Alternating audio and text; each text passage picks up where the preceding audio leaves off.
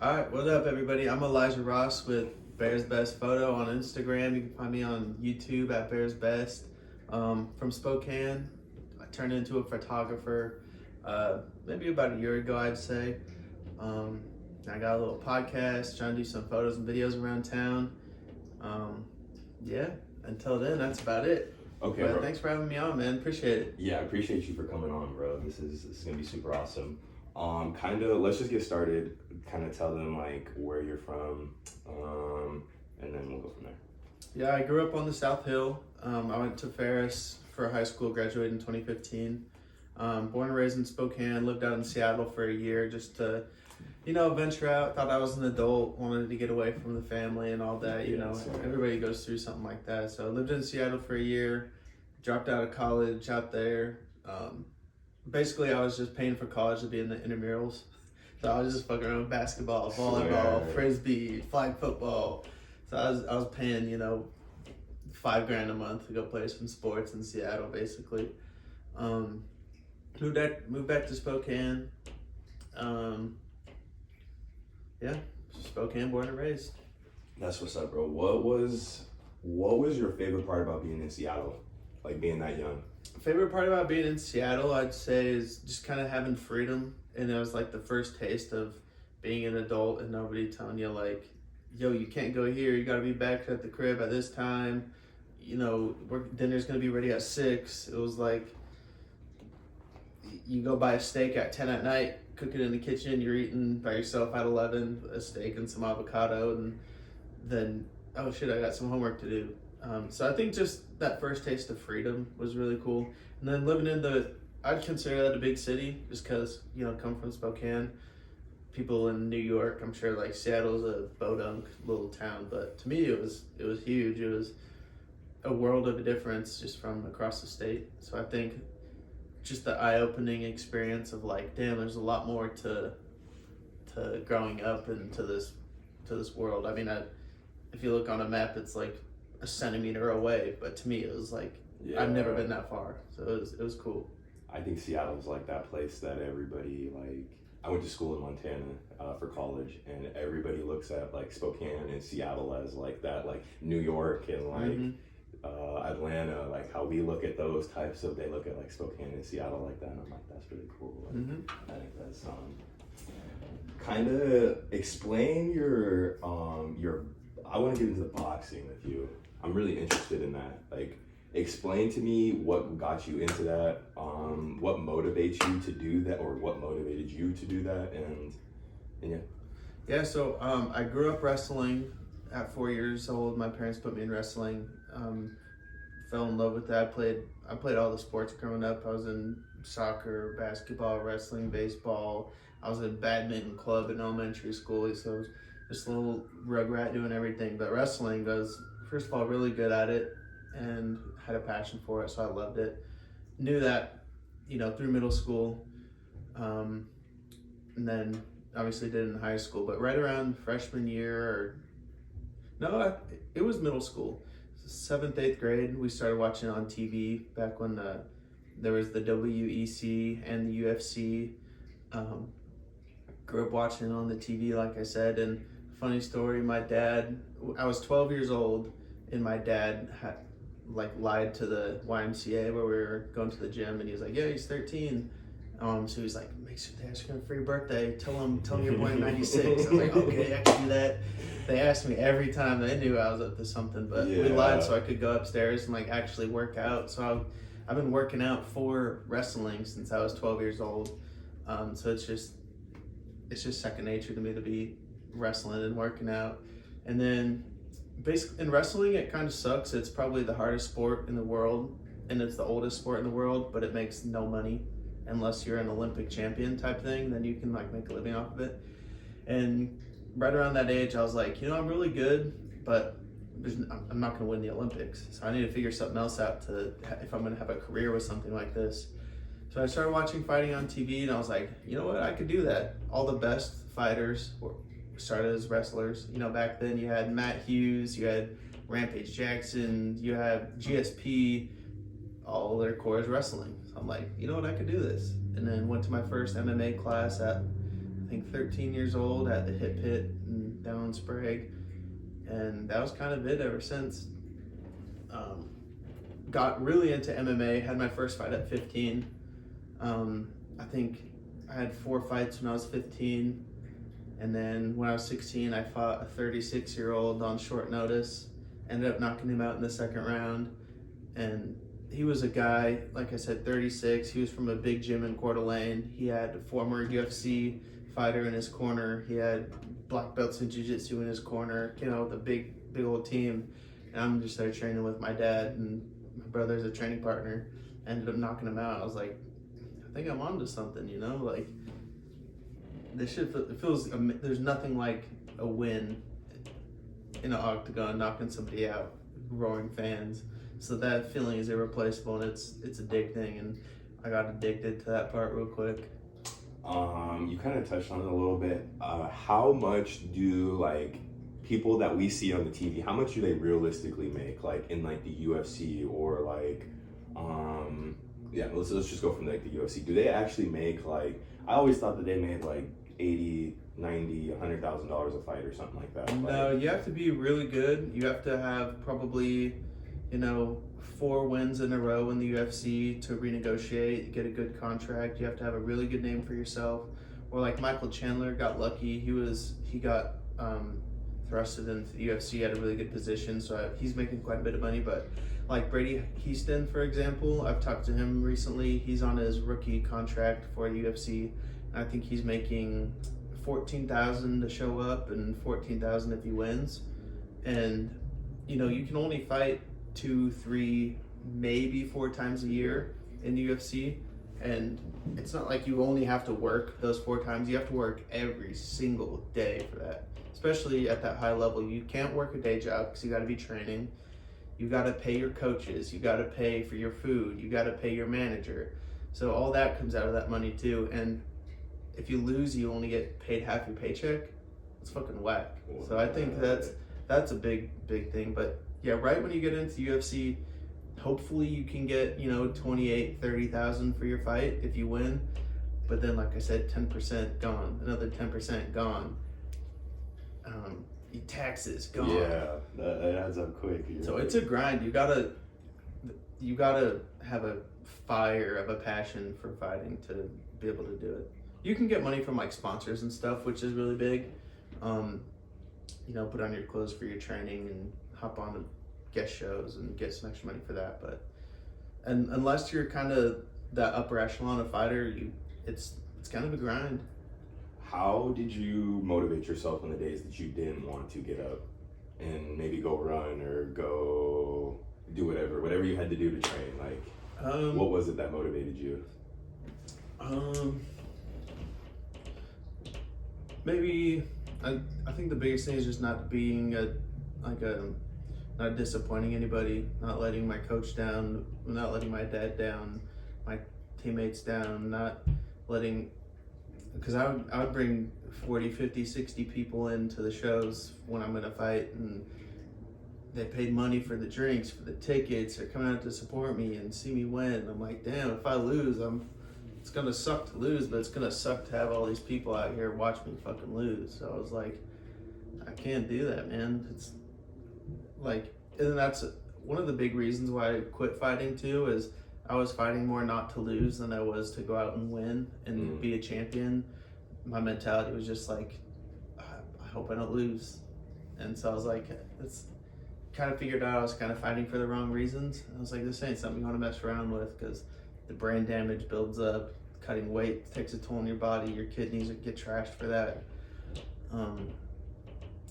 But yeah, the motivation was, and to look good. You know, I was fucking shredded, best shape of my life when I was training hard, and so I'd look in the mirror and be like, I look good today. Let me go for another run. I'll look even better. So it was kind of vanity a little bit, especially when I was cutting weight. Like I struggled with like body dysmorphia for a while after I quit fighting, because cutting weight, I would lose like 23, 24 pounds and then step on the scale like 20, like I said, 23, 24 pounds under what I usually weigh. And I'm like shredded, veins everywhere popping out. And I'm like, I feel like a superhero. And then a couple days later, you gain 30 pounds. I'm like, damn, I'm fat now. And so being regular, I'm like, damn, I'm fat as fuck. So that kept me motivated to run more, to eat right, to train when I don't want to train. Smoking weed was a big, I wouldn't have been able to win all the fights and win all the championships I did if it wasn't for being able to smoke. It was like, I'd wake up in the morning, take a bong rip, go on a run. I'd enjoy the fuck out of the run. Watch the sunrise when you're baked, running. It doesn't get better than that. Go to work, come back home from work, smoke again, go on another run. Oh man, this is great. Stretching while you're baked is great. Jiu-jitsu while you're stoned. You're just so in tune and forget about everything else. So that was a huge motivation of just like, all right, let me dial it in, focus on what's ahead of me. And so that kind of just helped me put the blinders on of like, this is a task at hand, get it done. How did you recover during that time? What do you have to do for your body? How long does it take your body to recover, like after a fight? After a fight, it really all depends. You throw a body kick and the top knuckle of your foot hits an elbow. That's gonna hurt for weeks. I mean, it's like you jam your finger in basketball, you're gonna feel that for months. Same thing if you throw a bad punch. Maybe you turn your hand over too much and you hit him with your thumb on the skull. You jammed your finger. That's gonna hurt for fucking months. Mm-hmm. But I mean, you're not injured, of course, but the bangs and bruises and the swollen jaw, you get hit in your jaw, part of your jaw swells up and it hurts to eat that night. But really a few days, you're back training and just the typical, I mean, God forbid you have a real injury like you tear an ACL or something, but the bumps and bruises really aren't anything. That just kind of comes with the job. I know you just talked about this. I forgot about it, but I wanted to ask you: how does one cut weight like that? How does somebody cut weight? How does someone cut 30 pounds in a couple days, and then, or however long it takes, and then gain it back, or not even just gain it back, but like, or whatever how do you guys do that? Like, yeah, so I never understood that. There's actually a lot that goes into it, and each person kind of fine tunes their method and figures out the best techniques for them. What I would do is, first you would start I would start like 5 or 6 weeks before my weigh-ins, and then that's where you change your diet, 180 diet. So you cut out all the bread, you cut out all the sugar, you cut out 95% of all the carbs. So I was eating a lot of avocado, a lot of hard-boiled eggs, salads with mushrooms and bell peppers, a lot of chicken, a lot of fish, just like light, clean food. So the calories drop way down, the bread and sugar drop way down. So you're dieting for a few weeks, and then diet. You'll diet probably 8 or 9 pounds in the 4 or 5 weeks, however long you're dieting. So then you're down to hopefully 15, 16, 17 pounds of water weight. And that's where the fun starts. You gotta cut all this water weight. So now your food's even less. You just got enough refuel to keep training and energy to keep training. You cut out all your sodium because the sodium retains all the water in your body, and you want to flush all that water out. And then so the money maker is 7 days before your fight. I like to water load. So I would drink 2 gallons of water during the day. Well, from day to night, you have 2 gallons you got to drink. And in that time of drinking all the water, you have to get your body in the rhythm of sweating a lot and peeing a lot. So you got to stay active, sweat a lot. So basically you're training your body to flush all this water out. And doing so, you're getting rid of all the sodium, getting your body used to sweating out all this water. The next day you have 1 gallon. So again, you're going to be peeing a lot, sweating a lot. The day after, 1 more gallon. And then so day 4, you're down to half a gallon. Day 5, a little bit less. Day 6, a little bit less. And then by day 7, the day of weigh-ins, your body is still in that cycle of peeing a lot and sweating a lot, because it's like we gotta it's just in the zone to get rid of all this water. You gotta keep doing it. And then you have a bottle of water for the day to just like keep your mouth moist. And then during all this time, you're in the sauna, you're running with bags on, you're doing a lot of cardio, you're taking hot baths, and then the morning of the weigh-ins, you got a couple pounds left, no water that day, no food that day, and then just getting the last sweat off in the sauna or hitting mitts or hot bath. Yeah, you find out a lot about yourself. Can be a very, very dark time of like wanting to quit and feeling like shit and feeling like you're gonna die, and it's terrible. Give me one of your highest moments and give me one of your lowest moments. While you were boxing or while you were training? Or... I'd say my highest moment, I was fighting at Harley Davidson in Spokane. They had an outdoor show from Excite Fight. Rick Little was putting it on. And I was the main event. I was fighting for the featherweight title. And I was fighting one of Rick Little's guys, who's a yoked black dude from Chicago, training at Sick Jitsu. So at the time, Rick Little was coaching Juliana Pena, Sam Cecilia, Mike Chiesa, Daniel Spitz, all in the UFC at one point or another. Juliana's obviously a world champion. Mike Chiesa won the Ultimate Fighter. Sam Cecilia is one of the craziest knockout artists of this generation. So I walk out, he walks out, but with those guys behind him. He's training with them every day. He's got them in his corner, their support team. And on paper, I'm supposed to be a highlight reel for this kid, so I can propel him in the rankings. And I end up knocking him out. It was my first ever walk-off knockout. Like, I was kind of chased him down, just kind of nice and steady, waiting for my opportunity. He kept backing up, and I just kind of ducked, rolled, and threw a big overhand right on the chin. His hands dropped. He went head first into the canvas. I was like, oh shit. And I was like, oh. And then from then, dude, I was like, it was nighttime outdoors with the lights, sold out show. Threw my mouthpiece, got up on the cage, released one of those warrior cries. Yeah, I hear you. The most primal feeling of just like conquered. Like I came out victorious. So that was cool. And then on the other hand, I was fighting out at Emerald Queen Casino, and before the lead up, I got flown out to Seattle they were shooting like a mini documentary for me. And it was called Bushido Battlegrounds on, I forget what network it was on. But yeah, they flew me out to Seattle, did a whole production for 2 days, interviews, training footage. And then made weight for the fight the next day, and then I ended up getting rear naked choked in like 55 seconds on TV for the conclusion of the documentary. Sold out Emerald Queen Casino, and I was just like, what a shitty way to end a beautiful story. Never watched that documentary, never watched that fight back.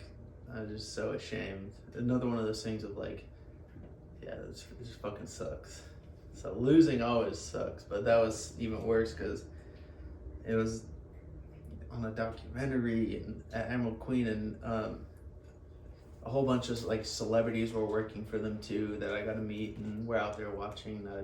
I just looked like a damn amateur at the time, and I was like, I don't even know what happened.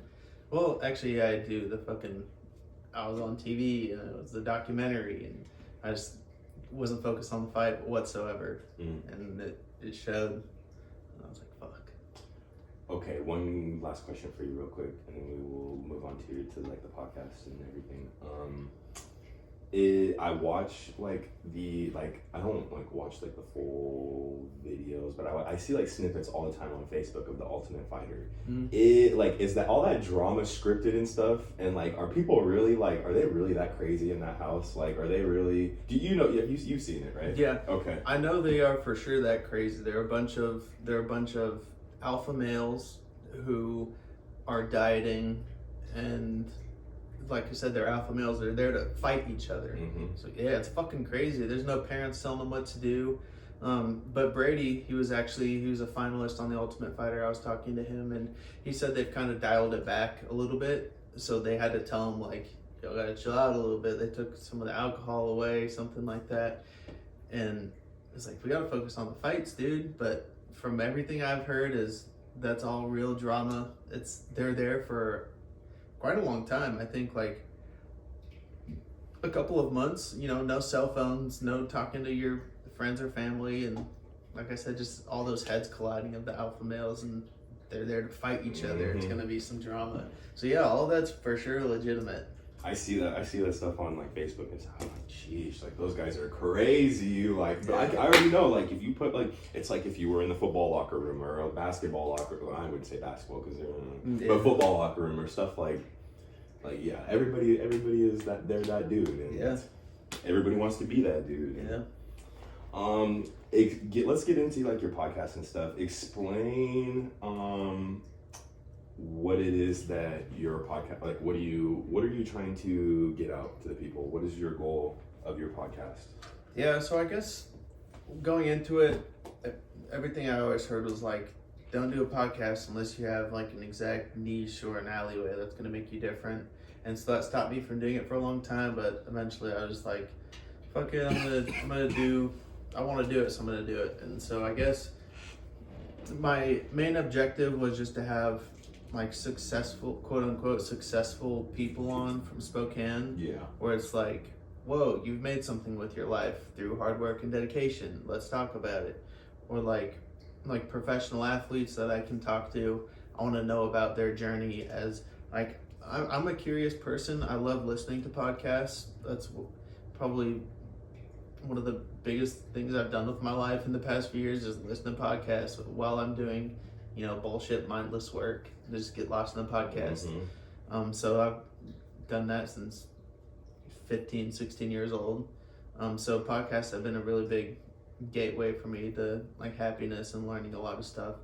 And so I want to know what it's like to be a professional cricket player. I don't know shit about cricket, but if you're the best in the world at it, I want to know what's it like being the best cricket player. Like, how is it like baseball in America? Like, I want to know everything about cricket. Same thing with basketball. I was a wrestler all my life. I only got to play basketball like at the park or at the gym for fun. Yeah. So I'm like, what's it like grinding as the best basketball player in Spokane? You're a pro now. You get to go to Puerto Rico for basketball. That's tight as fuck. What's Puerto Rico like? So it's an outlet for me to just talk to people, because I also find myself not talking and having conversations with people unless it's my fiance at home or the in-laws or family at Christmas. Because at the gym, it's like, hey, what's up? Yo, you doing legs? Cool. All right, I'll see you later. But it's, when do we get to talk to people anymore? You know what I'm saying? So it's like, if I can have you over, if we can be together for a podcast for an hour and talk, that's fucking lit. We don't get to talk anymore. Like, it's a good talking exercise. I agree with you. But yeah, I just want to find out what the through line is to making it somewhere. Whatever it is, I want to be a good podcaster and photographer. You guys are going to be able to see my journey through there. In the meantime, let me talk to this rapper who's making it big, living in LA on tour. How the fuck did you get there, dude? Because you used to be just like me, wanting to do it. You had to start somewhere. How'd you get from point A to point B? And just finding everybody's stories at point A to point B and finding the intersections that they've all been through. It's like, you can learn a lot from comparing all the stories. Like a big thing I've noticed is the 2 years is a big thing from starting your dedicated journey to finally seeing something of like, damn, this could work. I can make some money doing this. I'm seeing some benefits and some success from this. It's that 2 year mark is where a lot of people have, and it's not just 2 years of hoping and dreaming, it's 2 years of grinding, it's 2 years of losing money, it's 2 years of doubting yourself, it's 2 years of, you know, haters and the bullshit and everything that comes with success. There's the opposite side to it. So that's a big thing that I've learned, and it's kind of motivating because, like I said, I'm about a year in, and so another year of grinding to start to see something good. It's not as dreadful right now because I know everybody else had to suffer for about this long. So I'm like, all right, only a little bit more suffering left. So it's motivating to hear people talk about how they got there. I agree, bro. I love listening to people's stories and just finding out, bro, what makes people tick, bro. That's like my like I always like to know like what makes you, like what makes you want to wake up every day, what makes you want to take those next step forward. And also, I just wanted to say, don't. I wanted to say congrats on last night. That was a big day. Oh, bro, I appreciate Sitting you. courtside with the camera, my dude. Bro, it's Good about time. shit. It only took me like 3 years, bro, 4 years. So Congrats. I agree with you, bro. That's It just tight. takes. I've like worked up on like the high and tight cameras and stuff, and those are super like those are easy. That the camera on the shoulder, A lot bro. more pressure. Oh my goodness, bro, pressure, and it's just like it's on my back. Yeah. It's on my. I realized last night I need to go work on my core. Like Yeah. I need to work out. Like just in general, I appreciate you. Yeah, I see you. Kind of. I really enjoy one of the things that I enjoy a couple of things on there, but one of the things I really enjoyed was I was listening to this. What did you the ciphers? What do you call them again? What is The 509 sessions? 509 sessions. Okay, so 509 sessions. I was listening to Jay. Mm-hmm. I don't know what his rap name is. OTGJ. On Top Gang. I know Jay because we went to high school together. I just know Jay for Jay. But I thought just how you put that together, bro, was super amazing, and just like the how you guys were like talking in the beginning, and you were like, well, we're gonna do this on like multiple shots, or like however like the beginning was, and then he just went in and he fucked it all up too. Like and shout out Jiggy Dre. He was there. He was helping me with some behind the scenes footage. He threw that little edit together. So shout out Dre. He's there for all the backup, or not backup, but behind the scenes footage. I think it adds a really cool element. But thank you, it means a lot. I was inspired by, shout out Ivan Schutz. He's over on the west side. I saw him doing a huge success, big artist, packed out. Like he's shooting probably 25 of those this weekend. Really? Like, yeah, he's That's a hot crazy. commodity out there. So I hit him up. I was like, bro, you got something crazy cooking up. I'm not gonna lie. Like, it's a tight setup. I like the vibe, the city, Spokane. I mean, it's not Seattle, it's not LA, but it's Spokane, man. Mm-hmm. Like, I'm from Spokane. I love to see the city. So I was like, I told him, I was like, I hate to say it, but I want to do something just like this. He was like, kind of gave me his blessing, and I was like, oh, hell yeah. Yeah. So shout out Ivan for the inspiration. But yeah, they're coming along nicely. I got a few in the next couple weeks. They're tight. I think those are very, very original, bro. I think those are. I don't see anybody in Spokane. Yeah, especially in Spokane. Yeah, so I think that's very. I think that was really cool. Explain the process of you making a podcast. What do you do? Like, what is like? Do you do any studying? Do you just like? Are you a note taker? Or are you just like? Are you a pull up? Just have everything in your head? Like, how do you do it? How do you go about it? So for the first. And do you mind if I start this? No, go ahead. I love the smell of it. Okay. Yeah. For the first 18 or 19 or 20 even, I didn't take notes, didn't really do any studying. Well, for the most part, I knew them on a personal level, so I didn't really have any, I wasn't like nervous or, like I knew them. I was like, we'll just talk for an hour, And then once I started getting into the artists that I didn't know personally, or the professional athletes that I didn't know personally, or the other musicians, I was like, damn, I should do. And I often self-sabotage a lot in the way of like, I should study to give them better questions and have a better conversation and ultimately have a better podcast. But LeBron's playing. Let me just watch the Lakers play for a few. Oh shit, my podcast is in 20 minutes. And so that's something I've dealt with. It's hard to see myself. It's hard to let myself succeed. That I've been battling with the past few years.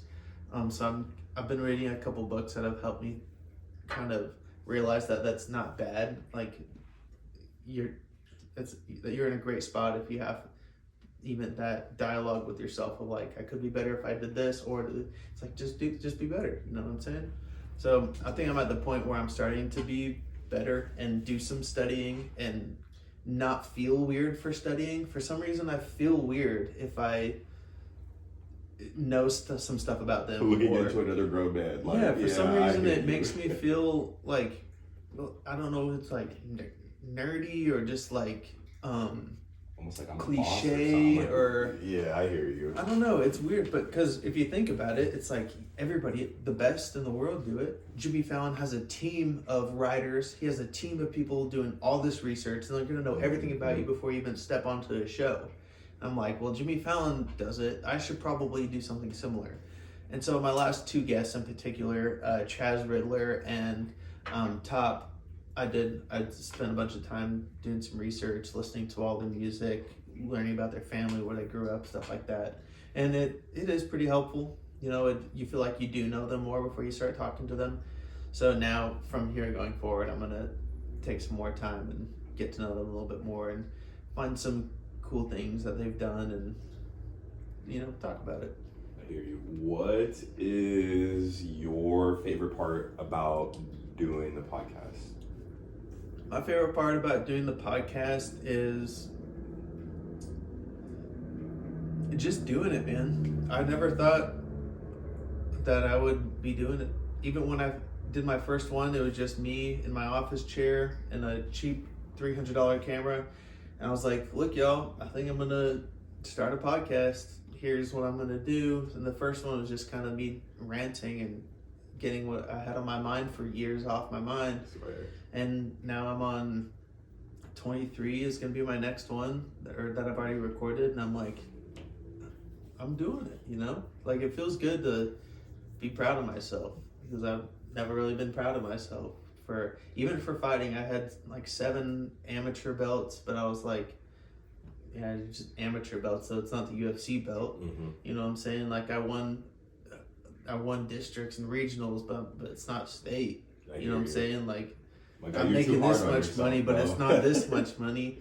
But now I'm like, I think it's just getting older, reading more, learning more about myself. I'm like, you know, you can be proud about yourself. It's fucking hard. I didn't think I'd make it past 10, and now I'm 23. So the most rewarding part is just like doing it for myself and be like, you know what, I can push through this shit and grow as a person. And then besides that though, I think it's cool to like give other people an opportunity to be on a platform, like as little as it is for now, hopefully. Like it's really, really cool for them and special for them to be on a podcast. Even for me right now, I'm stoked. I'm on fucking podcast. It's crazy. Getting interviewed, talking about my life. Like, it's cool to give that to other people too. It's very rewarding. How do you go about your like posting and things like that? How do you go about your like? Are you an algorithm like believer? Are you just do it as you please? Like, what are you? I haven't done too much studying as far as what makes a successful thumbnail, what makes a successful beginning hook to a podcast. After a while, you know, I will look through, I'll Google like interview podcasts, scroll through the thumbnails and be like, okay, they have the big title, they have big pictures of the people, they have some sort of a similar background, similar font every time. So I kind of emulate it just off of what I see from people I like to follow. And then just, you know, leveling up my Photoshop skills personally to make it just tighter and cooler. So a lot of it is just learning and growing. And then if each podcast could be a little bit better than the last one, like dial in the audio, get the mix a little bit better, make the thumbnail a little bit cooler, a little bit more like, oh, that's tight. Like that's tight as fuck. But the biggest thing I've been working on is like the titles. I'll Google like YouTube title analyzer and just try to hit a high score on that. But I don't know what the fuck that does. You know what I'm saying? I'm only getting 100 views if I'm lucky either way. So it's like right now it's tough just because I'm not at that upper echelon where it's gonna be like hit or miss. Right now it's just kind of like miss and miss. Well, you're bringing it's all your own people right now. It's basically everybody. That's what I try to like explain to people. It's not like I'm not in the algorithms. Like it's every like view, every like hour watched is like by like the actual personal shares and clicks. It's by your people. It's by your like fucking like, and I think that's, and then I think that's one of the most rewarding parts, and that's why, like, to me, when I do it for the watch time. I want people to watch. I don't care about the views per se, because I know if people are watching, if you're gonna be there for the full hour, that's lit. That's what I want. And right now I'm trying to learn how to keep people past that, like the retention rate of 10 minutes or whatever it is. Like, I think that's like, it's so hard. This shit's so hard, bro. And that's why I respect you, and I have a lot of respect for you, bro. And it was crazy because, like, I am friends with Dre. I've known Dre for a long time. I seen Dre post you on his Facebook or something like that. Or maybe it was his Instagram or something.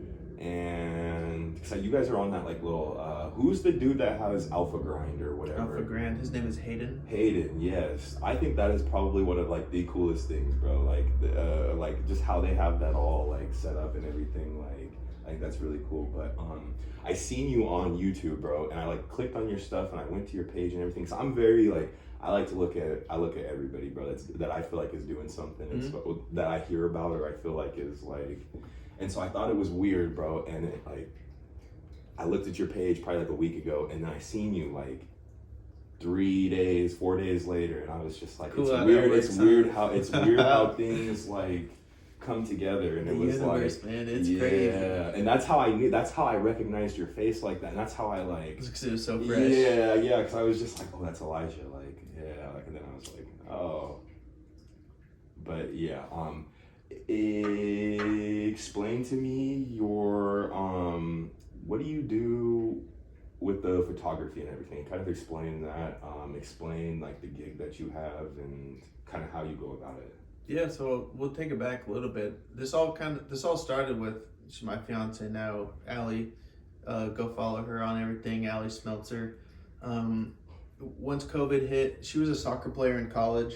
I was a fighter. My whole life, so we're athletes. Once COVID hit, she was like, I think I want to try. She had like 1,000 followers on Instagram. She was like, I think I want to be an Instagram athlete. Like, I could work out better than anybody else.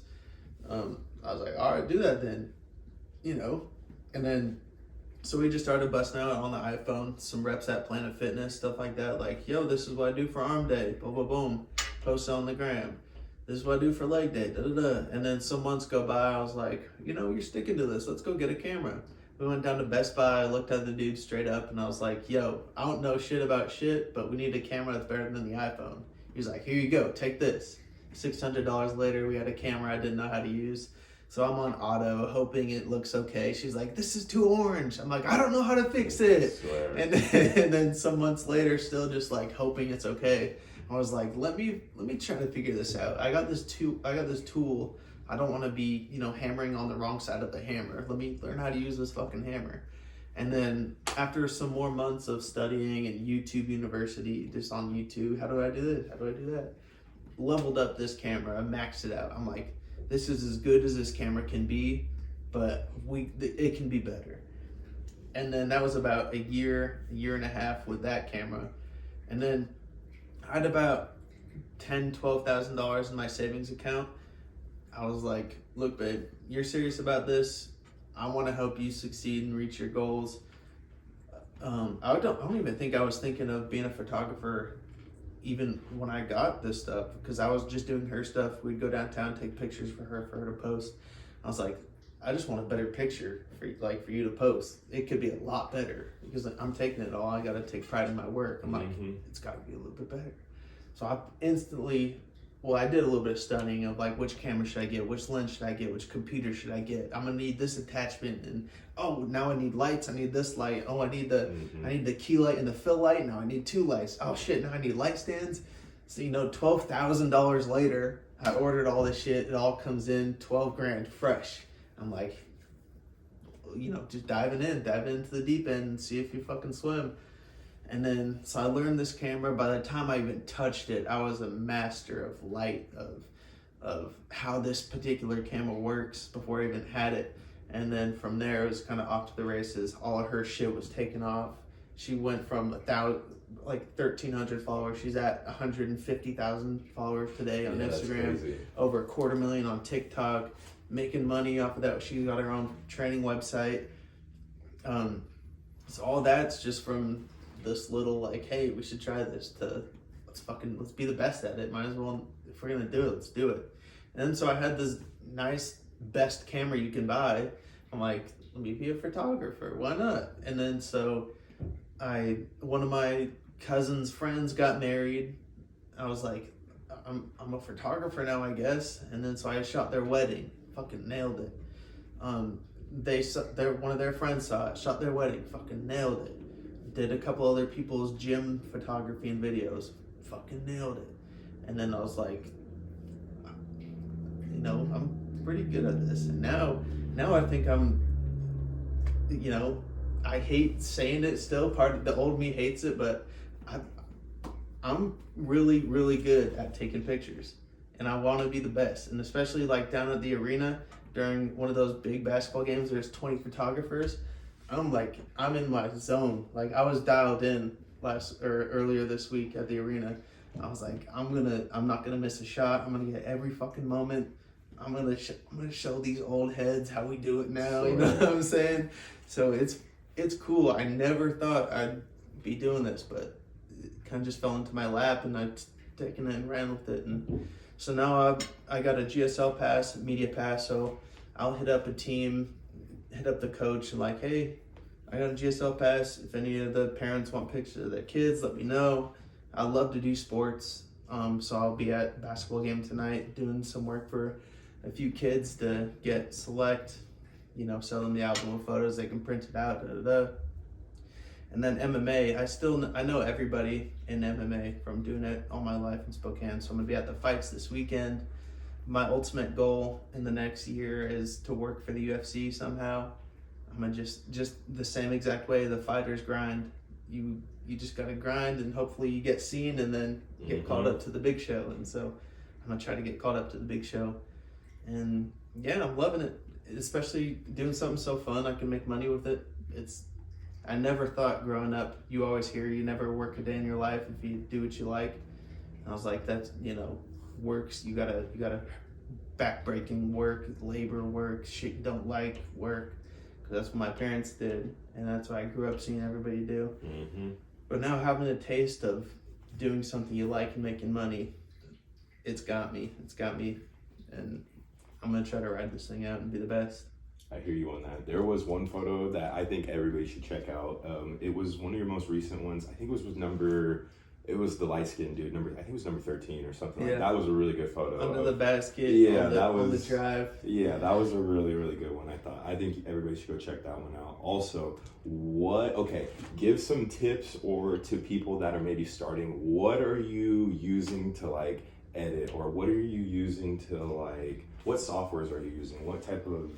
So the software I use is Adobe. Everything's Adobe, and they have a cool package. You just pay $35 a month, and you have access to Adobe Premiere Pro, which is the videoing software. You have their audio mix. It's specifically for podcasts and audio, but I just do all my audio in Premiere Pro, and it also has Photoshop. So it's they have Photoshop and Lightroom. Lightroom is where you're going to do all your photos. Premiere Pro is where you're going to do all your videos. And then Photoshop is where I build all my thumbnails and the cool collages and stuff like that. So that's the more creative side of things. And then basically everything else is either going to be Premiere Pro or Lightroom. And what's great these days is YouTube. You can learn how to master anything. Mm-hmm. And there's also After Effects, which I'm paying for, but I just don't know how to use yet. So that's kind of my next step, is to learn how to use After Effects. That way you can do animations or cool titles, or my name drops from raindrops and turns into my name. I don't know how to do that, but you can, and YouTube will teach you. There's unlimited resources out there if you go out and look for it, which I'm super thankful for, because I know I ran into people that are I went to 4 years of film school. I don't know how to do that. They're I quit using it. And so just learning because we ended up getting COVID, and we were down bad for 14, 15 days. And so I was just in bed on my computer studying for 14 days straight. And then after that, I was my bank of memory and knowledge just fucking blew up. I was like, I could do something with this now. So you're telling me someone just needs 2 weeks to really just bunker down and figure out like. Well, for photography, video is kind of a little more challenging. There's just a few more steps, but for photography, and it doesn't even have to be the most expensive camera, but all you have to understand is it's called the light triangle, which is your ISO, your or your shutter speed, and then your aperture. And then if you understand the balance of getting these right for whatever situation you're in, along with your white balance to make the color look good, you can take, well, and then with like timing, of course, and knowing what to take a picture of, where to take that picture from. If you understand the exposure triangle, that's the hardest part. And then the kind of more unteachable part, where every photographer is gonna be a little bit different, is like, let's say I have a bowl of apples on the counter. I can have 5 photographers around this bowl of apples, and we could all take completely different pictures. You know, I could take a picture of the sticker of the apple on the side and just like only the barcode and the name of that apple. The other person would be across the kitchen, get all of us photographers around this bowl of apples. That's going to be a completely different experience of a bowl of apples. You know what I'm saying? So that's kind of the harder part that you need to find about yourself and who you are as a photographer and your personality of your take on a picture. But learn the exposure triangle, and that's the most technical part of being a photographer. Yeah. I think being a photographer is probably one of the hardest things, because I just think like you gotta like, especially like with like basketball, we'll just say basketball, you gotta know, like you gotta have like that perfect angle, like when he's jumping, let's just say that. You just gotta know, like you just gotta have or just the anticipation of like, okay, I think I know this is where he's gonna be. Yeah. You gotta get that, like, I think that stuff is like real, and I know it comes with time and things like that, but I think that's really hard. Really Fighting is even harder because a jab is that fast versus a drive to the basket. So I think I kind of have an advantage of knowing what a setup for a spinning back kick looks like. I'm like, oh shit, he's about to do something crazy right here, and then get ready and then get this crazy picture. So being a fighter has given me a little bit of an edge for photography, for MMA in particularly. But yeah, for sure what you're saying is you got to anticipate, you got to know where they're gonna be, you got to like follow through with your pictures, and okay, it's fun. Someone is just starting. What is the cheapest way that they can invest in themselves, but that could still give them that good quality photography? For photography? Yeah. I use Canon. I think from the YouTube research I've done, I think Canon is just an overall, you can't go wrong with the Canon camera. And the diversity and the different price points of good cameras they have is kind of unmatched. And these days everybody not everybody, but a lot of people like to vlog, so you're gonna want probably a camera that can do video and pictures while you're at it. Might as well just like vlog, like, yo, I'm downtown, gonna take some street photography, this is my setup, this is my goal, here are the pictures, boom boom boom. So I started with the Canon G7X Mark III, and I think that was like $500. It had the digital zoom, which was pretty clutch, shoots in 4K, had quite a bit of megapixels. So I think that's a good beginner option. Or the whole EOS line of Canon. That's also a little bit better. And then the biggest thing about photography that gets you that money picture is gonna be what kind of a lens you have on there. And that digital camera, you can't take off the lens. So an EOS line camera, you can have a detachable lens from the body. And then so you can get a $90 lens, or you can get a $5,000 lens on that same camera body. So it's like an EOS R, EOS base model camera, a EOS 30 is a really good start, and then you can upgrade your lenses from there and transfer your lenses to a better body. But spend the money if you're gonna do it. I think it's always gonna be worth it to spend a little bit more money instead of wishing that you did. Especially like you take a good photo and you're like, damn, this could have been a great photo if I spent the extra couple $100. So I'd say my biggest piece of advice is if you're gonna go for something, go for it. Don't kind of tiptoe around it or half-ass it, because there's nothing worse than wishing you would have believed in yourself more, because that's depressing as fuck. Because a couple months later, you're like, damn, I didn't think I was good enough. And it's like, well, you should be thinking that, yeah, I might not even have enough money for this right now. Like, I put everything I've gotten, well, not everything, but like the last lens I got, for example, was like over $3,000. I put most of that on my credit card and was like, I hope I can pay for this by the end of the month. But I got it. I made my money back tenfold, and now it's one of the best purchases I've ever made. Okay, quick question for you. I see some of the photographers with the long lenses. What are those? Like, so those are for a long focal length. It's like for football, for example, you're gonna want it is measured. What's the word I'm looking for?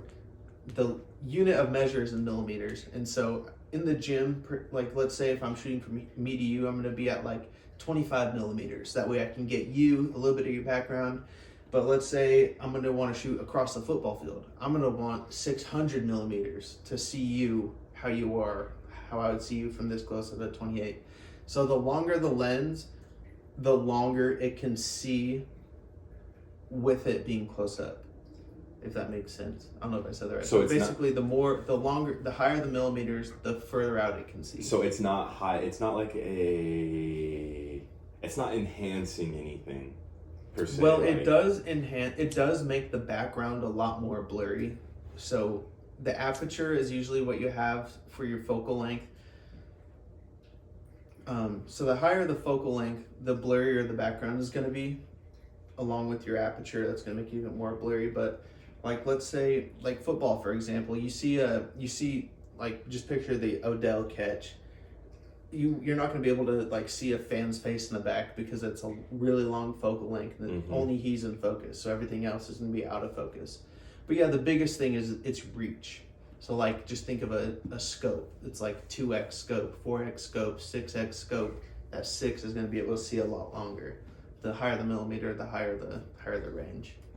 Okay. We'll kind of transition out of this because I'll sit here and talk about this as well for a long time. Let's get into like you kind of did touch on it a little bit ago. I wanted to talk with you about the new age media, like, or just like the new, like, you kind of did say something about it, like how you want to show that you are like that we're the new, like, yeah.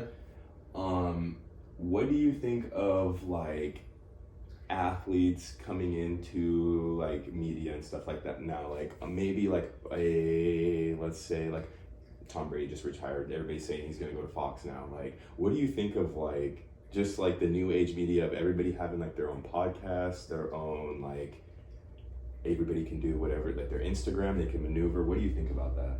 I think it's amazing. I think, like, especially if you have the money and you can hire a whole team to be like, yo, capture my life.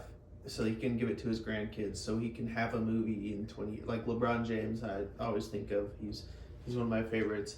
He's got a media team with him 24/7. I'm sure of it. Oh yeah. This man's gonna have the craziest documentary of all time. He's gonna be playing basketball with his kid. There's gonna be a camera on him from wake up to go to sleep every day. If they follow Jordan for that document, they're definitely following LeBron. Yeah. They're following LeBron with the street cameras, if not. Yeah, literally. So I think that's huge, just for legacy, just for, like I said, I think of my kids and my grandkids that aren't even here yet. They're gonna be seeing my stuff. So I'm like, yeah, this is your old man. So I think, and another thing, bringing back to like fighting, is brain damage is horrifying to me. Losing memories is terrifying. I'm gonna hate.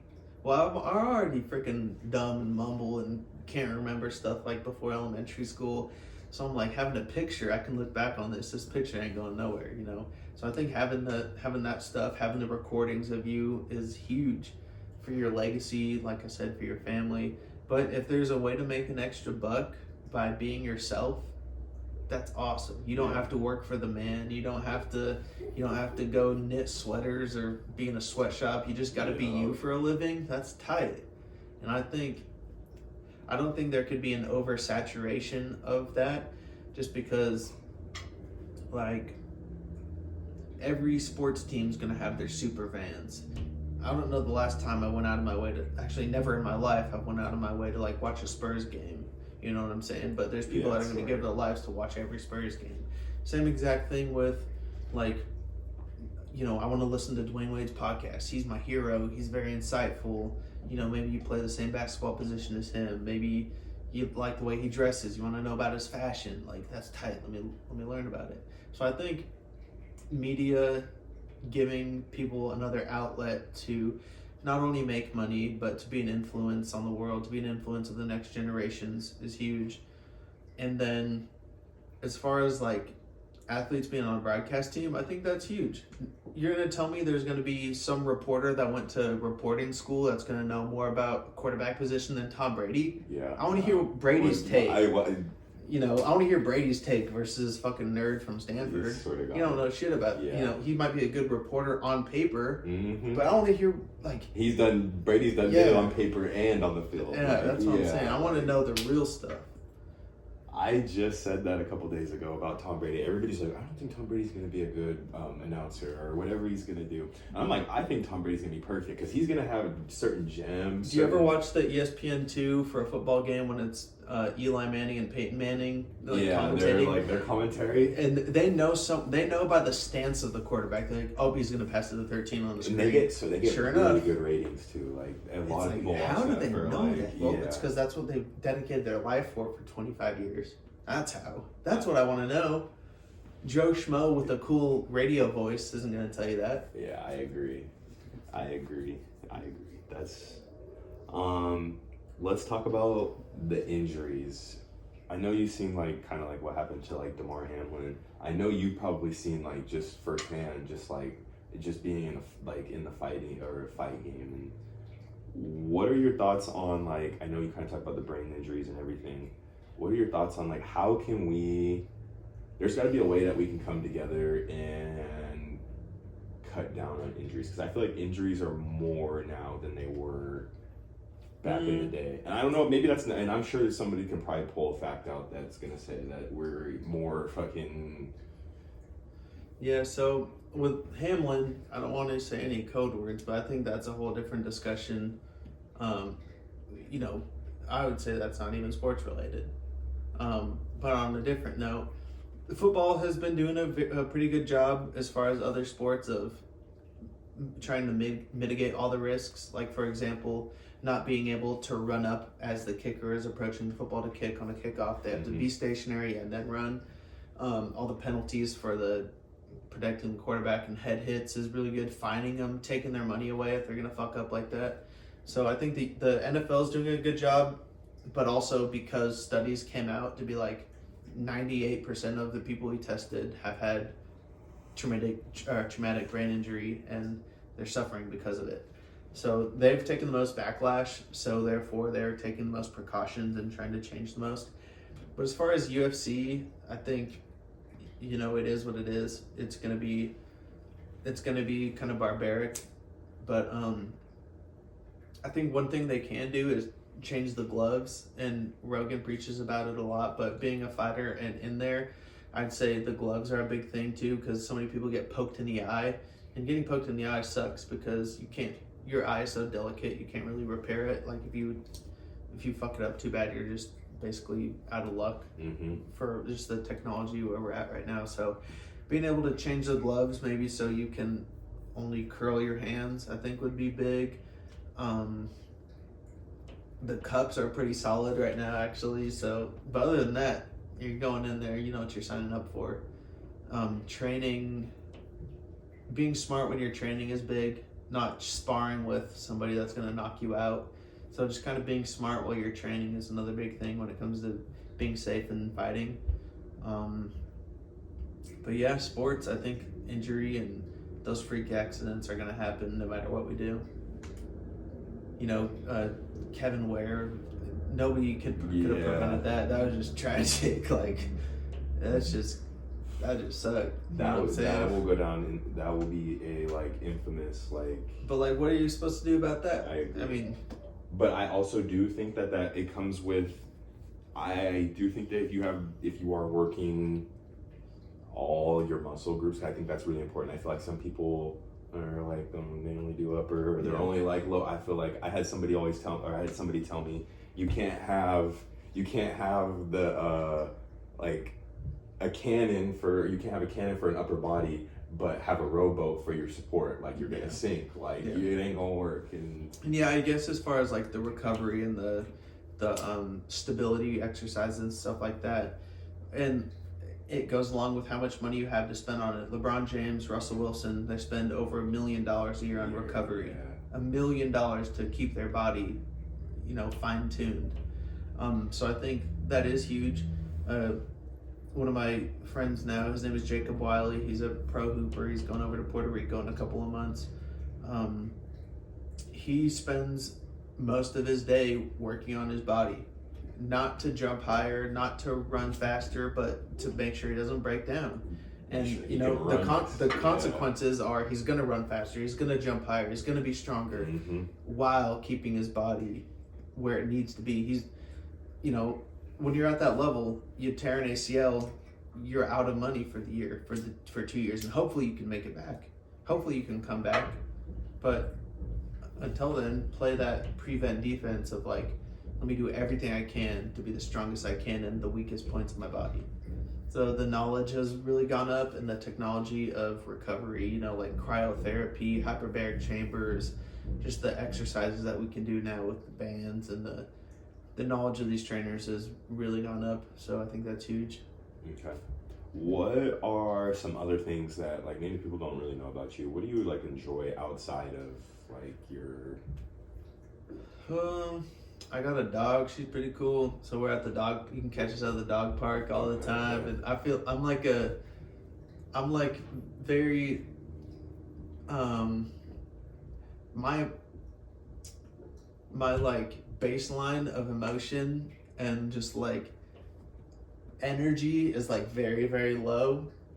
And so like I'll be at the grocery store just kind of mean mugging, just like getting my apples, my coffee, whatever. How you doing, man? I'm good. Like respectful, don't get me wrong, I'm not an asshole, but I'm like, but then I come home to see my dog and I'm like, I love that baby talk, and like, oh, it's my baby. So that's something that a lot of people don't get to see unless I'm with my girl or with my dog or see something cool. I'm always watching all the UFC fights with my buddies. That's never gonna change. Are you guys placing bets, or like how you guys going? I'm terrible at guessing bets. Like I feel like you should have the inside. That's what I'm saying, bro. That's what I'm saying. All the big bets I made, well, not like $50, $100. Yeah, I fucking lost. And I'm like, I'm just done. We bet push-ups now. Yeah, that's a great. So we bet push-ups all the time, and I always get them wrong. But yeah, working a lot right now. So the harder you work, the more you're gonna get out of it. So it's taking a lot of pictures, taking a lot of videos, being vulnerable, trying to level up, man. That's how I think about life, how I'd think about playing a video game. You know what I'm saying? Like, if you want your character to be better at talking to people, you're gonna have to talk to people more. If you want to be better at taking pictures, you're gonna have to take pictures more. And I just really think about it as leveling up. The more you do it, the higher your XP is gonna be going up. And I'm like, let me just treat my life like how I'd treat Red Dead Redemption. Like, swear. I know friends that put more energy into a video game than real life, and I'm like, that's fucking crazy. Put that energy into your life, you'd be successful. You wouldn't be depressed all the time. You wouldn't hate yourself. You wouldn't. And I'm like, damn, I gotta tell myself that. Swear. Give me a conspiracy theory that you have.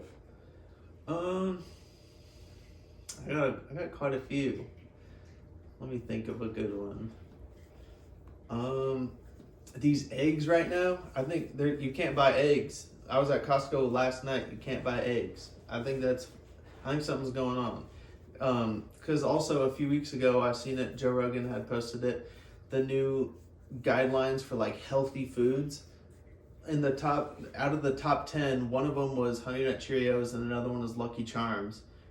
Well, so the chart was should be eaten less, or should be eaten more of, should be moderate, or should be like eaten averagely or like they're eating okay and should be lessened of how much you eat it. The top was Cheerios, was like waffles, was Lucky Charms. At the bottom was eggs and ground beef and steak.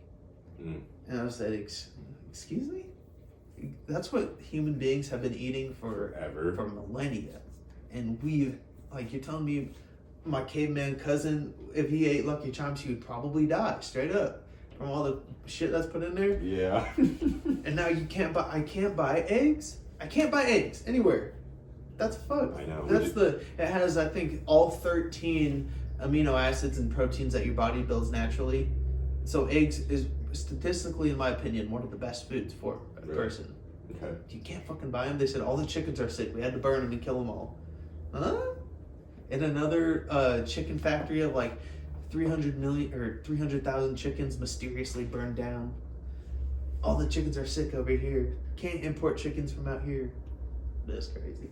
I agree with you 100% on that. We had to go to like 2 different places yesterday, and we just bought it. Like, it's a 6 cart. There's only 6 in there. Like, yeah. Like, I'm like, and we're like, fuck. We used to have eggs like every day. Now I'm like, fuck eggs. Like, I don't even want to. It's just so expensive. Like, it's honestly really sad because this shit cuts into my bottom line now, and it's like getting to that point where it was like, I'm like, yo, you got like something needs to like. Yeah, so that's crazy. It sucks how much we're like attached to the tit of the government. Like, love it or hate it, we need the man to supply us, or we're fucking doomed, basically. I don't have a farm. I don't have chickens. I'm not I don't have a well. I wish one day when I have money, I'm gonna have a bunker. I'm gonna have a farm. I'm gonna have chickens. I'm gonna have frozen seeds. So I think that's kind of more conspiracy, is just like being self-sufficient, and because you can't trust nobody, especially the big heads where they're talking billions of dollars for.